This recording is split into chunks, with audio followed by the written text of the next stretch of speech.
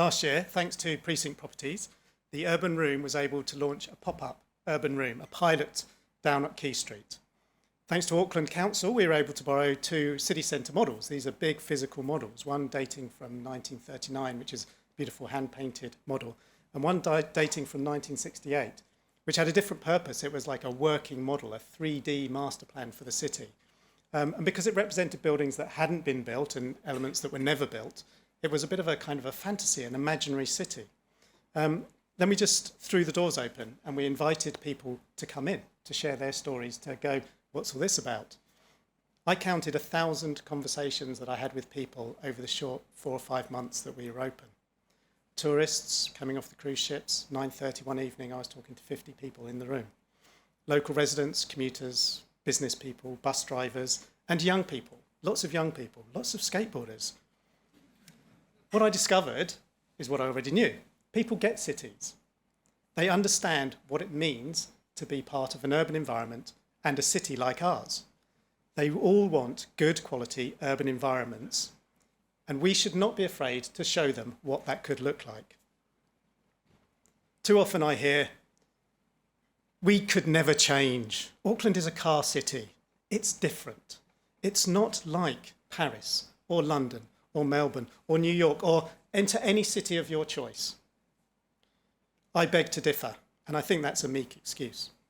We can learn from other places, and we should, but we can apply with our intelligence that we have, much of it in this room, in order to apply those principles here and live well.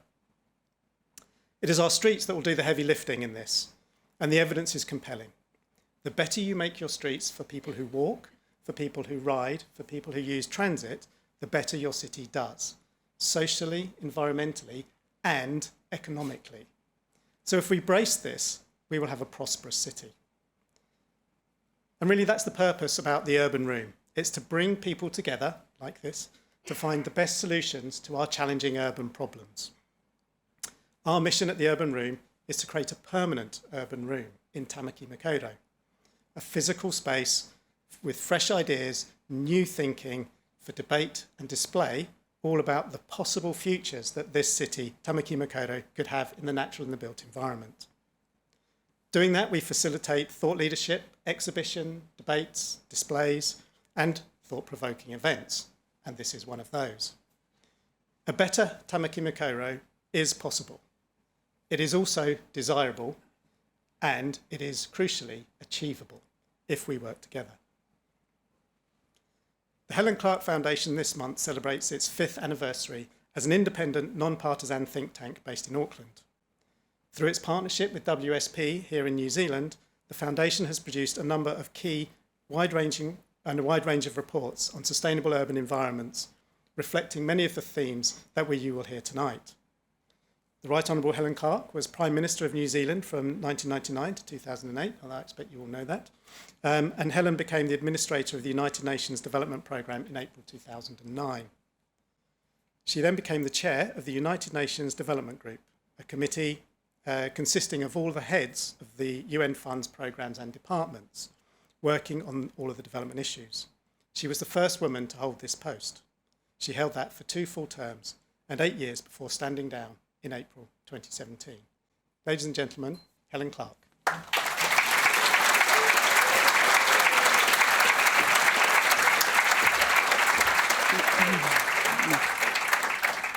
E nā iwi Ngāti Whātua, e nā iwi o te motu, e nā reo, e nā mana, e nā rangatira mā, tēnā koutou, tēnā koutou, tēnā koutou katoa. Thank you, Ben.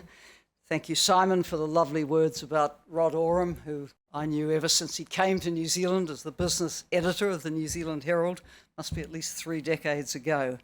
And can I also acknowledge to Richard from Ngāti Whātua your significant loss of Rini Hawke, the widow of Joe Hawke, who was buried just this week in Auckland, and araha back to you and your whānau. So what an incredible pleasure to welcome Jeanette Sadiq Khan to this event in Auckland. Not Jeanette's first visit, and we hope it won't be the last. The last one was a catalyst for change in the city, and we really hope that this one will be as well. In mid-2017, I came back to New Zealand from those 8 years in New York at UNDP. And while there, the Sustainable Development Goals were developed and launched. And I also participated in Habitat 3 in Ecuador in 2016, where the new urban agenda was launched. When the Helen Clark Foundation was established, I was very keen that it should incorporate these big picture global agendas into its work in the New Zealand setting. And with WSP in New Zealand as our strategic partner, we've been able to support a very significant body of practical policy recommendations for our cities, including on low traffic neighbourhoods and congestion charging, on designing for safer cities and for spongy cities, and for community engagement and climate change adaptation most recently.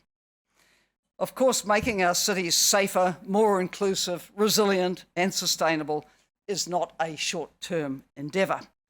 But every long journey consists of many steps along the way, and we shouldn't be daunted by the challenges.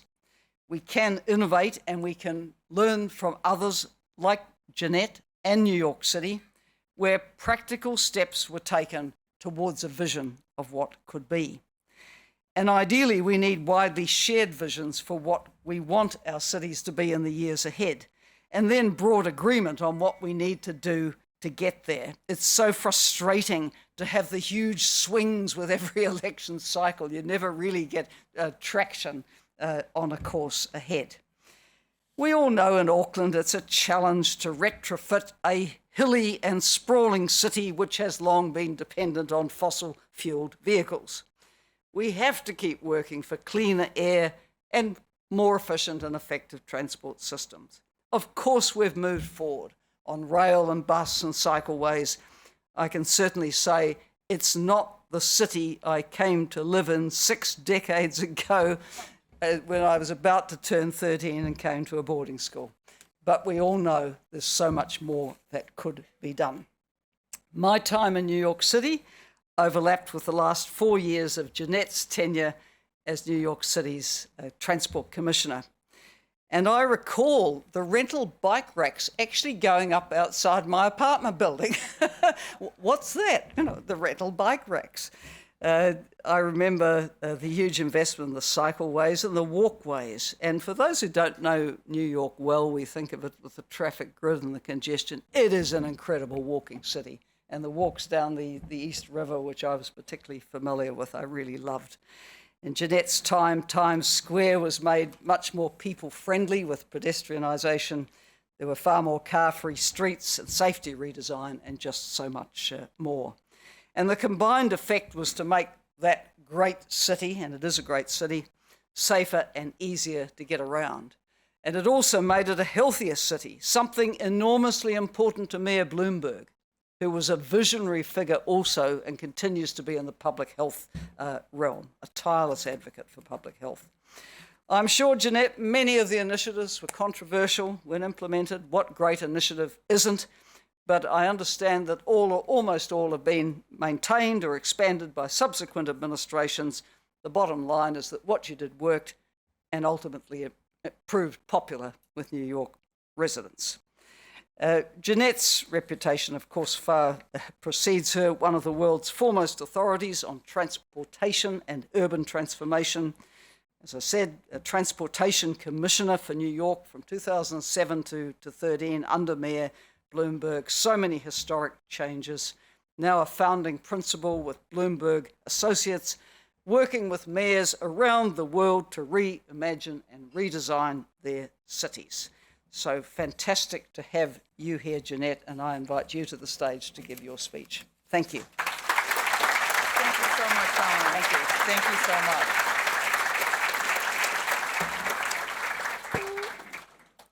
Okay. Always the top. Are we up? We're up. Well, thank you, Helen. And it's wonderful that you were actually in New York City during that time. So you know that it was a little bit bumpy, as many periods can be. But it's also extraordinary to see the work that you've done, not only in New Zealand, but around the world. And we deeply thank you for your service. I also want to thank Richard for that welcome and blessing, Kia ora. I wish all of our meetings started like that. I think that we could learn a lot from starting our conversations with that mindfulness. So thank you. And thank you all for coming here tonight. It is great to be here with all of you to talk about changing streets and changing the world and all that that entails. But before we get started, I actually want you to close your eyes. I want you to close your eyes and think about the future of transportation. I want you to close your eyes, and think about the future of transportation, okay? What comes to mind? Okay, you can open your eyes. Did you imagine something like this? Yeah? Jackpot of sleek vehicles, flying through the air. Because if you Google the future of transportation, this is what comes up. You get flying cars and taxis, and you get monorails and these aerodynamic trains. But when you think about it, a lot of these are just fanciful versions of what we already have today, right? The flying car is just a car that flies. The drone taxi is just a dressed up helicopter. Hyperloops are, I don't even know what hyperloops are. Really fast subways that are above ground. It's so space-agey, isn't it? And just like outer space, it's completely uncomplicated by any streets or any people. Or maybe you get a guy walking his robot dog, as you do, right? But what is with the leash, Like, I know it's supposed to be the future, but even the Jetsons had a dog, a real dog. But, we don't even have a chance if we have to have a robot dog on a leash. I don't think we're going to do well with driverless cars, so we can't deal with off-leash dogs. And there are certain cultural expectations about what the future will look like. Watching TV in this automatic car, wearing these kind of Logan's Run blue turtlenecks. It's got this kind of Xanax and chill vibe to it all. And if this scene looks familiar, it's because it's a rerun, right? This was the Valium version in the 1950s, sipping coffee and driverless cars, watching TV, not a pedestrian in sight. But check out the blue turtlenecks. What's with the blue turtlenecks? We still have the blue turtlenecks. We didn't really invent our modern day concept of the future of transportation. We inherited it. And we have a long history with the future of transportation. But let's forget about the future for a moment, and let me ask you another question. And this is about the world that we're in right now. What is the greatest city in the world? What's the greatest city in the world? Auckland, of course, Auckland. Helen Clark, Auckland. Okay, got it. No New Zealand cities. What else? New York, London, Rome, Paris, Barcelona. Thank you, Salvador. It's so funny because a lot of people name check the same cities, right? London, Paris, Rome, Barcelona. And there are more than 4,000 cities in the world with a population over 150,000, right? Why do so many people agree on what's the greatest? What do they have in common? And maybe what the better question is, what do we have in common? Because it's about us. What the greatest cities have in common is that they're made up of great places, right? Places where people gather, where they connect. And even the biggest cities are made up of small places like these. That's where life in the city happens. So everyone knows what a great city looks like and feels like, but you never see it reflected in depictions of the future. I think we need a new narrative. I think we need a new storyline. So we build the future that we want to see. There's no book of streets yet, but I think there should be. And one of the first entries in that book would be that cities are not great because of what they build, but because of what they make possible by what they build, by the places and the street life they create. Churchill said that we shape our buildings and then our buildings shape us. And the same goes for our streets. We shape our streets and then our streets shape us. Because streets aren't just exciting, exhilarating places to be. They're the economic and social foundation of the city.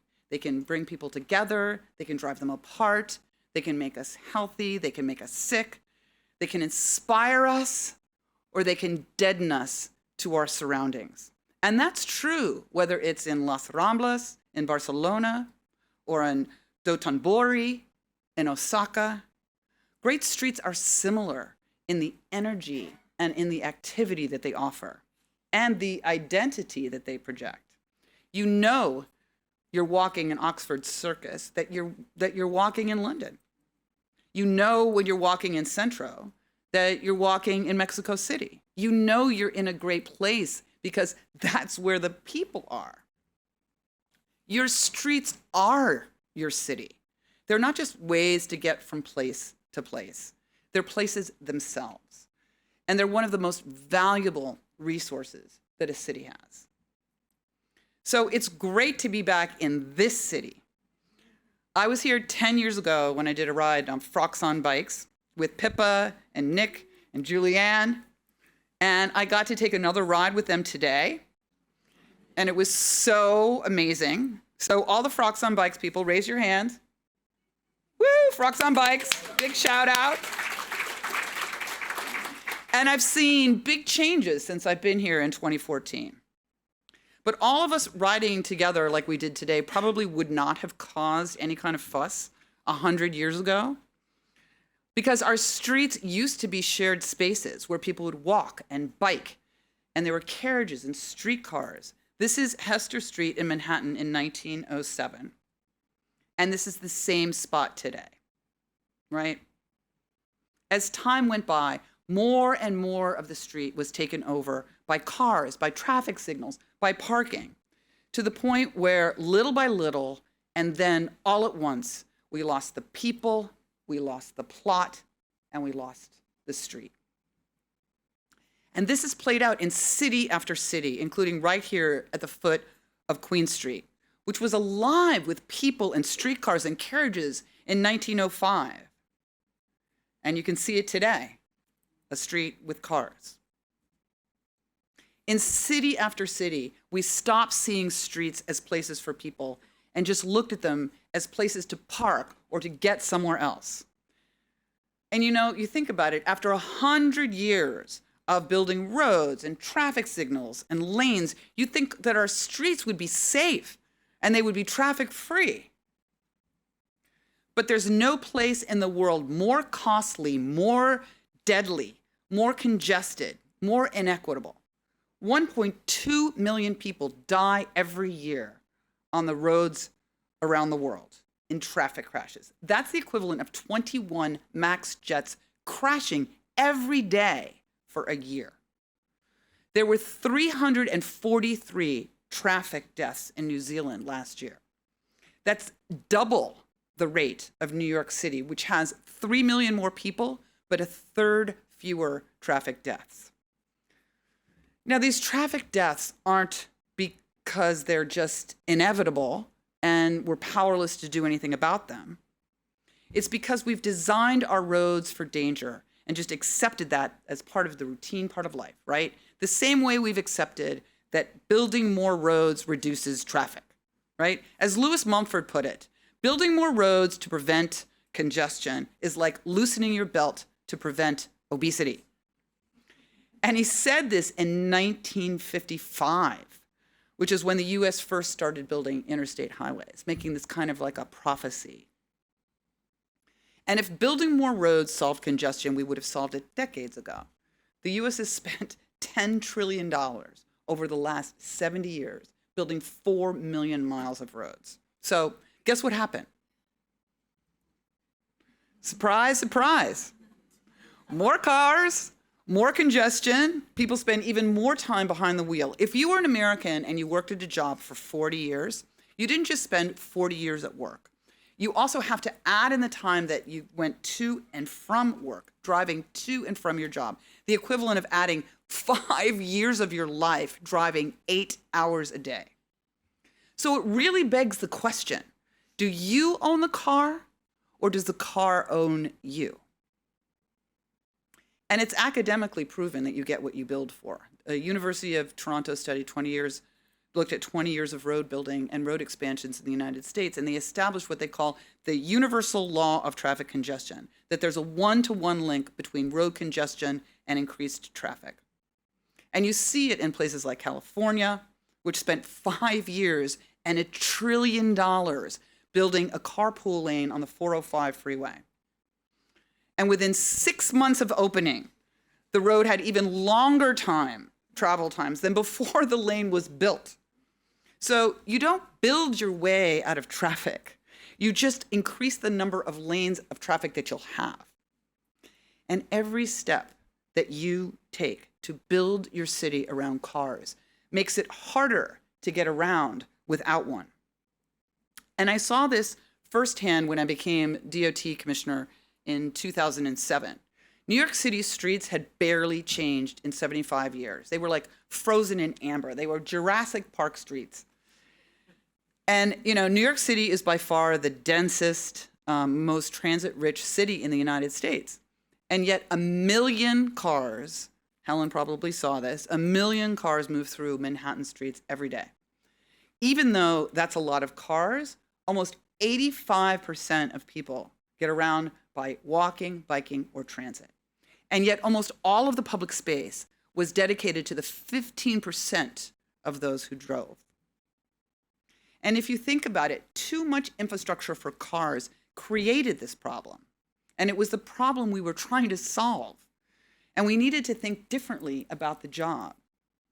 So New York City, the agency I had the pleasure of leading, is an agency of 5,000 people responsible for 6,000 miles of roads, 12,000 miles of sidewalks, 12,000 intersections, and 789 bridges, and one of the largest ferry operations in the United States. A lot of real estate to play with. And we can change the way that real estate works, the way the city works, every time we touch the street. Streets are the raw material of cities. They're the deciding factor in a neighborhood's livability, its accessibility, equity, quality of life, economic development. This is Madison Square in 2007. And this is the same spot in 2013, after we added walking and biking and transit options. And it didn't take years to build. It didn't take millions of euros to build. What it took was a willingness to try something new. And seen this way, transportation departments are really ministries for the future of cities. Has anybody read the book Ministry for the Future by Kim Stanley Robinson? Yes. Thank you. I highly recommend this book, Ministry for the Future by Kim Stanley Robinson. It imagines a world with the same kind of crisis that we have today, but where nations band together to create an agency that advocates for the future instead of just defending the present. Because our job isn't to just have a slightly less dysfunctional version of the world that we have today. It's to act as agents of the future city we want to see in 5 and 10 and 20 years, not just managing challenges, but innovating and taking action to transcend them.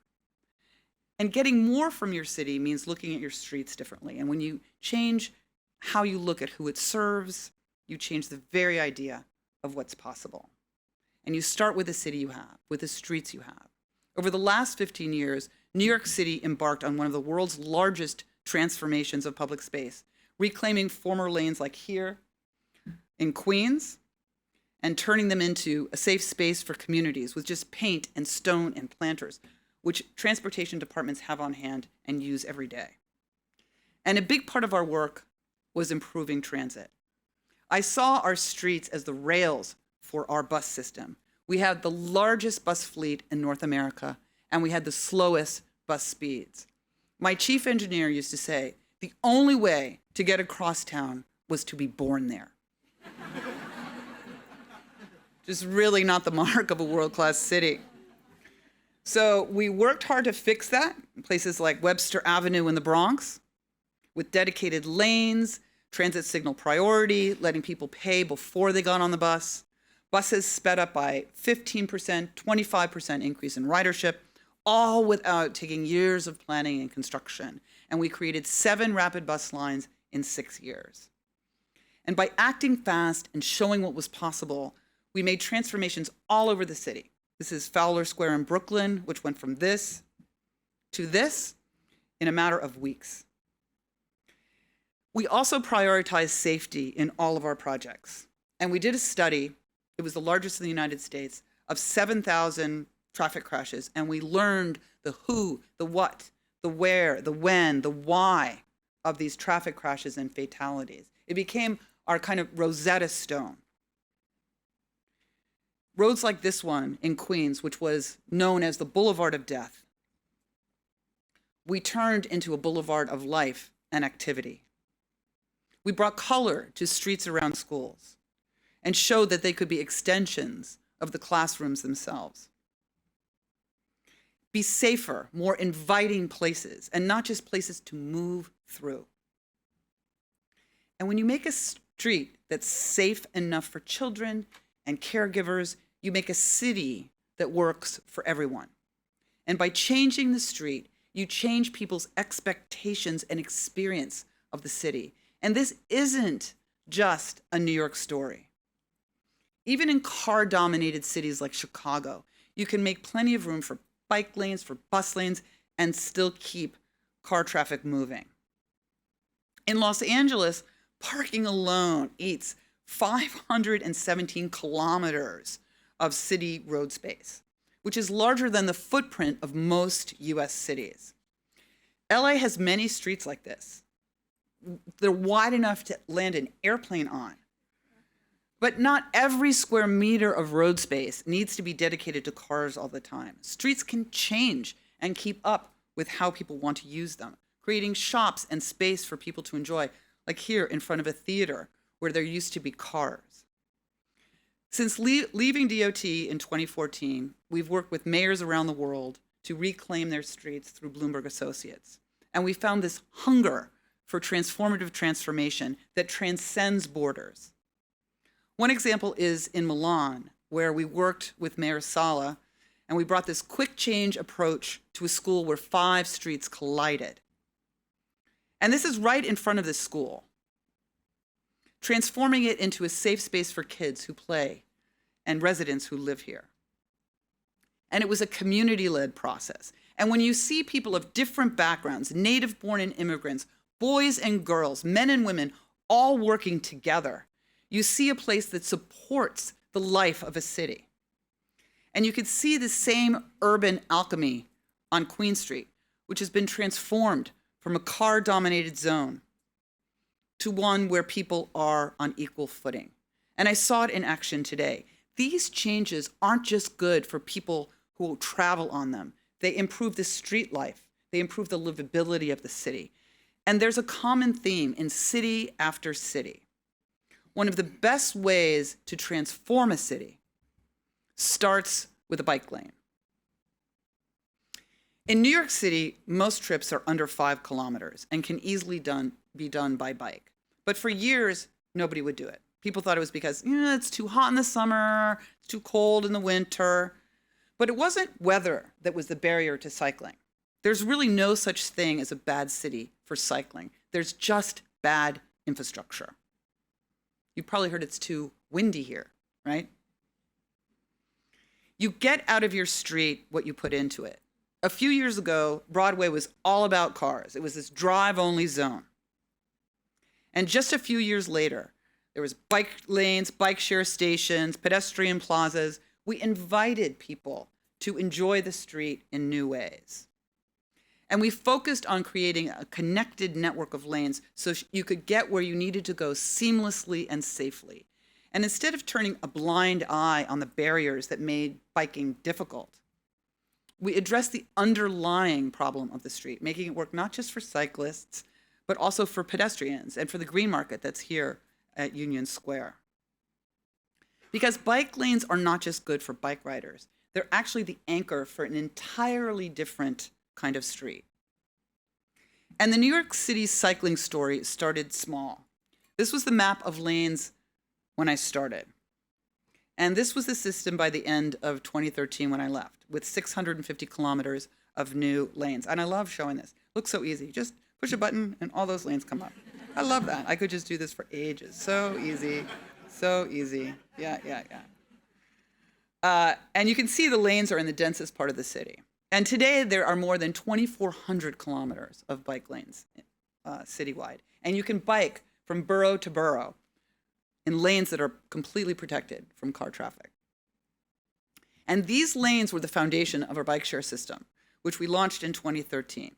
And Mike Bloomberg saw that if we wanted to create a greener and safer city, bikes had to be part of the transportation mix. And I really love this picture because I just remember this day so well. This was we were at this press conference, and before the press conference happened, we met at City Hall, and we were going over the choreography of what was going to happen. And like Mike's press secretaries were like, okay, well, so, we don't really want Mike to pull out the bike because what if the bike doesn't pull out? Jeanette will pull out the bike. And Mike was like, well, if it doesn't fucking work for me, actually, if it doesn't work for me, then it's not going to work for anyone. I'm pulling the bike out. And so what you don't see in this picture is the one where I'm standing behind him like this, just praying to God that it worked.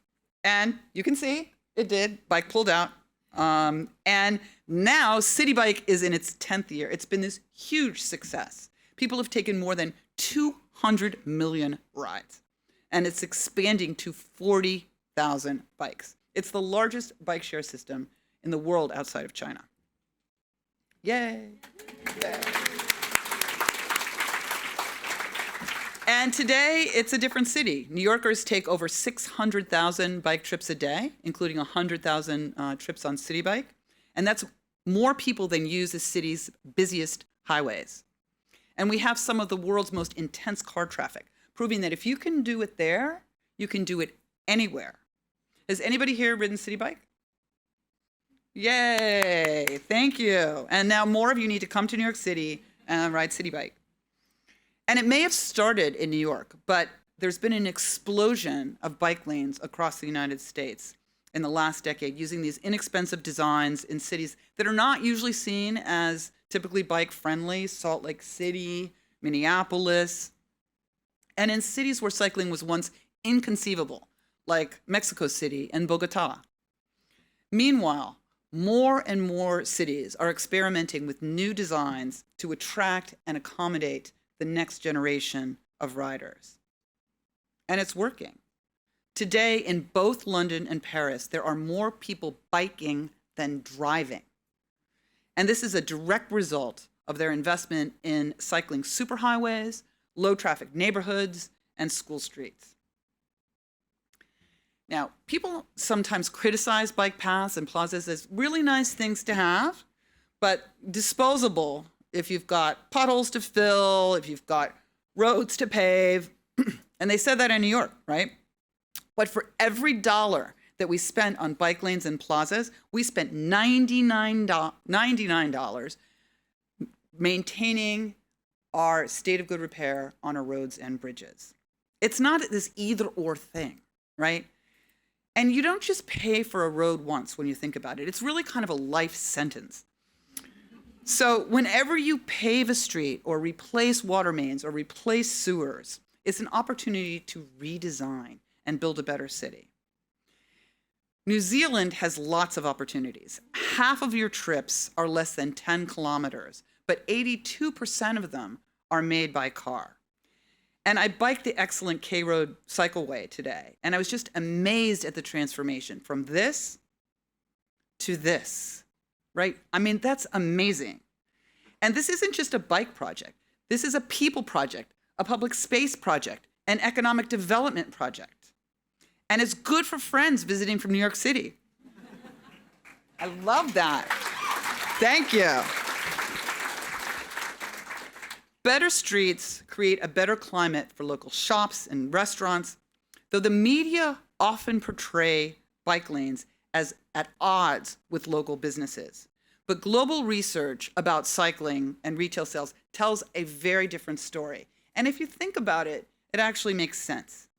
Because cars don't shop. People do.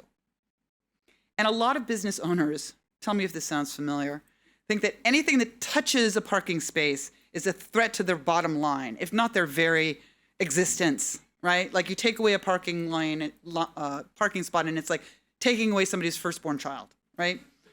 But cycling infrastructure is an investment in the safety and the economic growth of the city. And if you think bike lanes are too expensive, you should consider the cost of the status quo. And in New York City, when we put down protected bike lanes, like here on 8th Avenue, which was the first one in the United States, we had lots of fears from people who thought that people wouldn't be able to get to their stores. They wouldn't be able to get to their shops. But what we saw instead was a 49% increase in retail sales along the corridor, along with a major drop in injury for all users. And many studies find that shop owners consistently overestimate the number of people who drive to their stores. And you saw similar results here on 4th Street, which was built a decade ago. Huge increases in walking and consumer spending. So these projects work. They make streets safer. They make it easier for people to get around. Everybody must love them, right? Yes, no, not a chance. Let me just say that Suck It Lane is not an official transport designation. Building bike lanes and bus lanes in public spaces, changing the street is child's play compared to changing the culture that sees driving as the only real mode of transportation. And there's no magic message that everyone will agree on, just like there's no consensus that the status quo is any good. But the goal isn't to avoid controversy as you transform your city. The goal is to transform your city despite it. And whenever you do something transformative, you hear a lot of community feedback. The street term for this is bike-lash, and it's known on every continent. And in New York City and cities around the world, reclaiming streets is a fight. It's a fight to give people more transportation choices, and it creates strong political and cultural headwinds.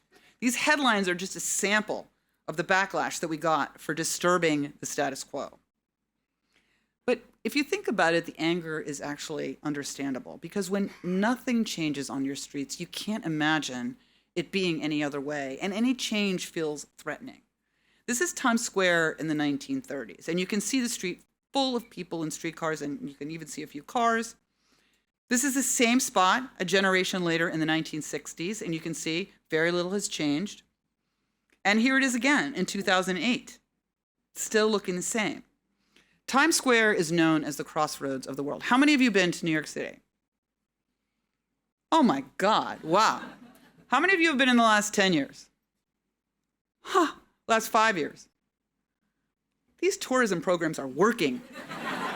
Awesome. Okay, so you know about New York. You know Manhattan is on a grid, right? And the only thing that disrupts that grid is Broadway, which cuts diagonally through the Manhattan grid, right? So we are looking at Times Square, and the people in Times Square were 90% of the traffic, right? But they only had 10% of the space, right? It's kind of a math problem. And after a century of this imbalance, we could have left it alone, right? And nobody would have complained because nobody had done anything about it for years. But it was dangerous. It was a dangerous spot for everyone, both pedestrians and drivers, and it was bad for business. It was a problem that had been hidden in plain sight for generations. So we did this in 2009. We took Broadway out of the grid, out of that diagonal, and we created 5 pedestrian plazas from 42nd to 47th Street, right? And all of a sudden, people had all the space they needed. Of course, some people said that we ruined the streets of New York. Everyone, and I mean everyone, had an opinion. But despite the critics, the redesign was a huge hit.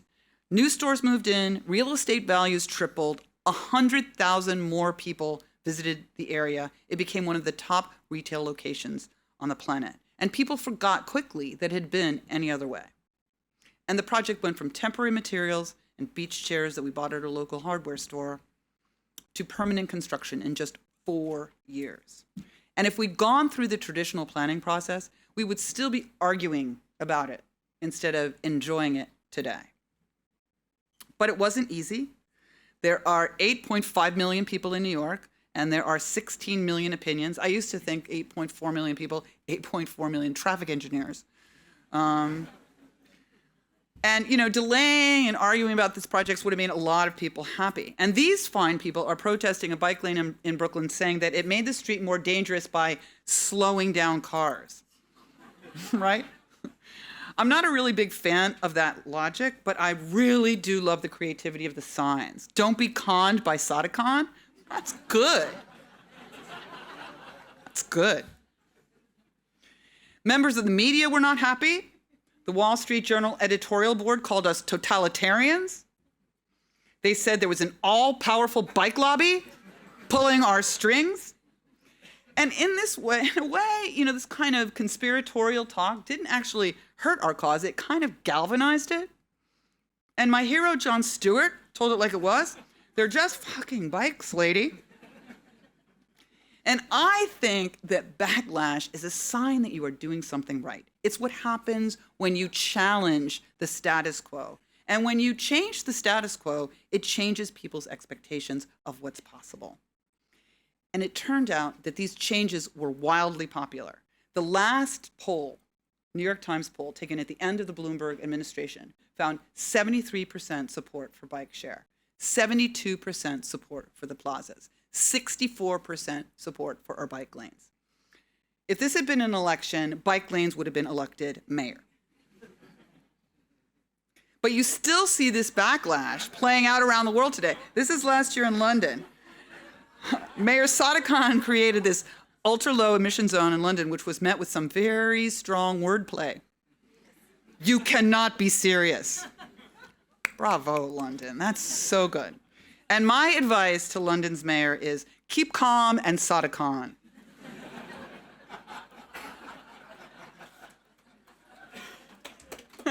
I know, it's sort of good, right?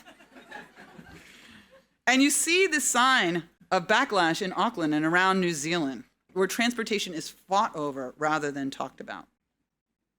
And you can see that the notion of an all-powerful conspiracy continues today.